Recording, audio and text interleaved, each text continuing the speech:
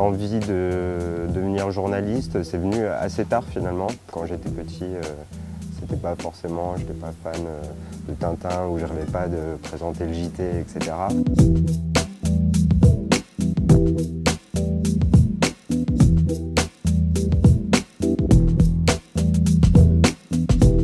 Au début, je voulais travailler dans l'hôtellerie et le tourisme pour voyager, etc. Il se trouve que j'ai été refusé d'une école et après je me suis dit, bon bah, qu'est-ce qui pourrait permettre de voyager, de découvrir d'autres univers, et j'ai pensé au journalisme. C'était pas une évidence au début et je connaissais pas vraiment le métier de journalisme.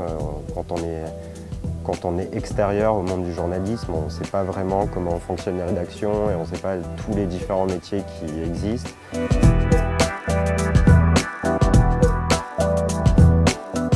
La prépa, elle apporte vraiment plein de choses. Déjà, elle apporte des connaissances sur le fonctionnement des concours, parce que ça peut paraître vraiment obscur. En fait, si on n'a pas les clés pour décrypter les différents concours, on est très vite perdu et on ne sait pas comment s'y prendre. Elle apporte vraiment à la fois la méthode, des connaissances, un apport aussi non négligeable de manière financière. Pour moi, je pense que j'aurais pas passé autant de concours si j'avais pas eu la prépa, ça c'est clair, j'aurais dû choisir. Du coup, choisir, c'est minimiser ses chances de réussite.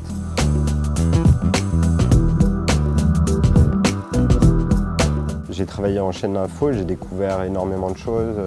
Le rythme était vraiment très différent de ce qu'on peut trouver à l'école, puisqu'en chaîne d'info, on travaille essentiellement seul. On travaille dans l'urgence, ce qui a un côté excitant, adrénaline, mais aussi un côté déstabilisant.